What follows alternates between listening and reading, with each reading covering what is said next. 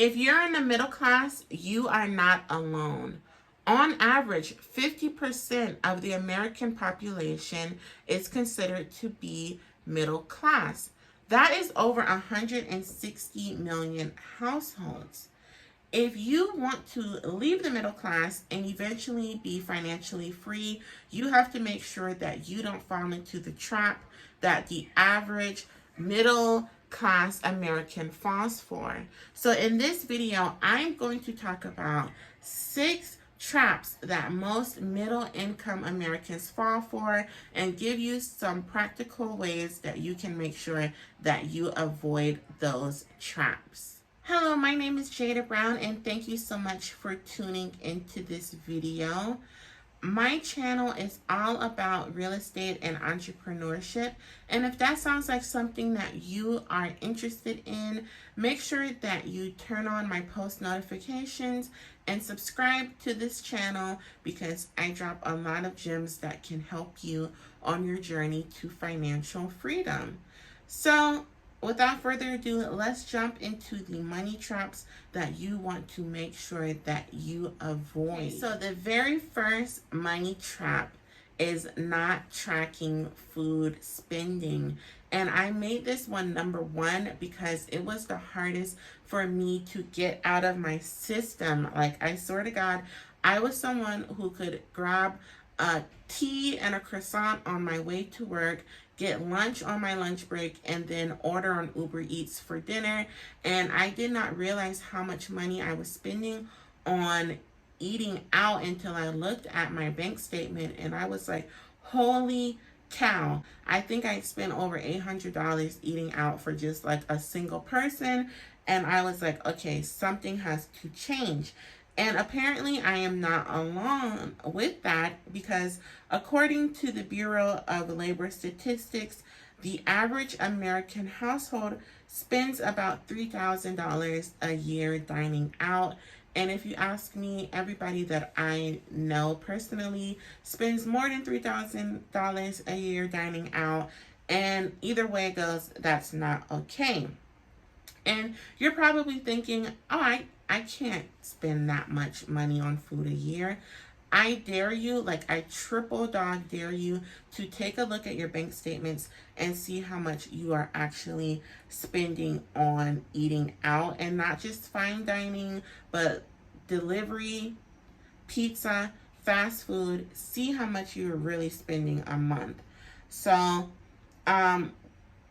cooking and eating at home saves you thousands of dollars. So the average home cooked meal costs $4, while the average restaurant prepared meal is $13.50.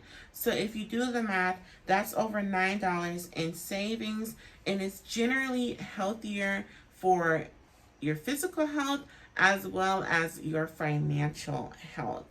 So like I said, this was the hardest thing for me to break out of. And it wasn't until I moved in with my partner and we merged households that I realized how much I ate out. Someone who cooked all the time, I'm talking like breakfast, lunch, dinner, food every single day, and was like, no, you don't have to order out, I'll cook. And I saw how much money that I saved, and then I joined the bandwagon because I felt a lot better and I was healthier, and I was also getting to experiment with a lot of different food that I used to like in restaurants. I can now make at home for a fraction of the cost, and it was also like a bonding thing with me and him. So if you are someone who is not really like a big cook, I would implore you to look on YouTube.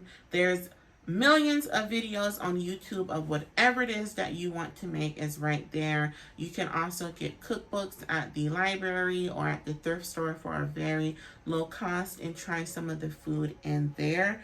And I'll tell you, like, we went out to lunch the other day to the Cheesecake Factory, not even like a super great restaurant, and our food was $69 for lunch, as opposed to going to the grocery store where we got food for about 2 weeks and it was less than $100. So you can do the math. Money trap number 2. buying the biggest house that you can afford. Okay, buying a home has been a part of the American dream for a really long time. And most of the time, people want to buy the biggest and the most expensive home that they can qualify for. And I get it. Buying a home is a really great accomplishment. It's huge. It's amazing. I get it. But most people believe something that's not true.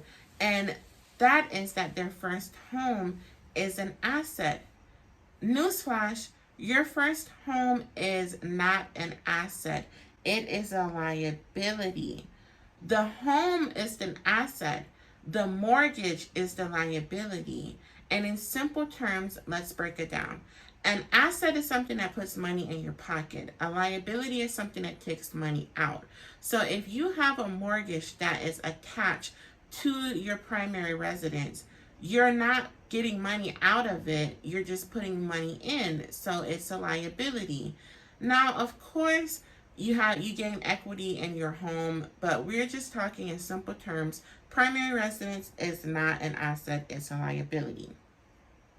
So, on the other hand, if you owned investment properties that generated cash each month, that would be an asset because you would be receiving more than what you're putting into it. So let's say your mortgage is $1,000. It's an investment property. You're renting it out for $1,500. You're pocketing the extra $500, turning that property into an asset. So if you want to buy a primary residence and you want it to be an asset, there's something that's called house hacking that you could do. And what house hacking is when you either have roommates or you have tenants that are paying rent and therefore paying your mortgage. So for example, if you buy a multifamily home, let's say a duplex, you live in one side of the property and then you have tenants on the other side. So they're paying rent to you, and hopefully if you ran the numbers correctly, their rent is paying your mortgage. On the flip side, if you live in a single family home and it's, enough space and you have extra bedrooms, you can rent those extra bedrooms to tenants and they can pay your mortgage. So that is the way to turn your primary residence into an asset. Money trap number 3, unnecessary debt. So most often, unnecessary debt is tied to living beyond your means. So my grandfather used to have a saying, and it was, don't try to keep up with the Joneses. Now, I never found out who the Joneses was, but what that saying meant was that do not let the fear of missing out drive you to live a life that you can't afford. And you definitely don't want to run up your credit cards to impress people online who, in the grand scheme of things, do not matter in your life and have no implication on your life whatsoever. So if you can't afford to buy it with the cash that you have in your bank account, then it means that you simply can't afford it and you don't have enough money to buy it and you probably don't need it.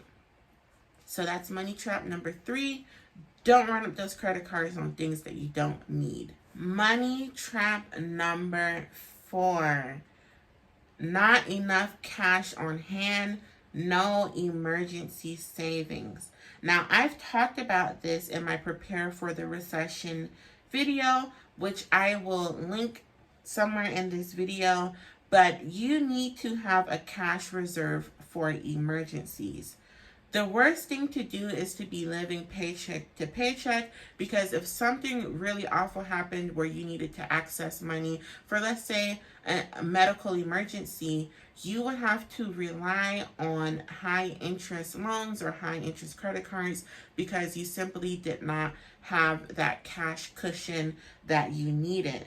So emergency funds create a financial buffer that keeps you from economic despair. And it just provides a comfort for you. So most experts recommend having at least 3 months in savings. But I recommend, with inflation at 8.52% today, that you have at least 6 months of living expenses saved that you can access in case of emergency if you lose your job or if something happens. Money trap number 5, too much cash on hand. So on the flip side, you can have too much cash on hand. So like I said, having a cash cushion equal to 6 months or more of living expenses can make you feel comfortable in case of emergency, but having too much savings on hand could be potentially detrimental to your future. So you cannot save your way to wealth. Okay? You cannot save your way to wealth. You have to invest and diversify your way to wealth. So once you have your emergency fund, your funds could be put to better use, like investing in the stock market, investing in your business, or something of that nature. You cannot save your way to wealth. You don't want to just have like 5 years of living expenses saved. Put that money to better use. Put compound interest to use. Invest in the stock market or whatever makes sense for you. Money trap number 6, and our final one, is only having one source of income. I feel like I am beating a dead horse by mentioning this so many times, because I did mention this in the Prepare for the Recession video, but the reason why I am saying this is because it is important. The average middle-class American only has one source of income, which is their job. But imagine if tomorrow you lost your job because of budget cuts. What are you going to do? Having multiple sources of income allows you to have different avenues of cash flow. So if something happened or one source failed, you still have money coming in. So you can do this through investments like rental income or house hacking. You can also do this through the gig economy. If you're in a highly specialized field, you can sell your skills as a consultant and make money as a freelancer. You can also blog or make YouTube videos and get paid, or you can resell. There's so many avenues that you can get paid. I mean, even Uber, there's so many things that you can do. You just have to sit down and find something that speaks to you and do it and get some extra money outside of your 9-to-5 job. So that is it for the money traps that average Americans in the middle class fall into. If this video was helpful to you, please make sure that you subscribe so I know that you guys like this type of content, and I will see you in my next video.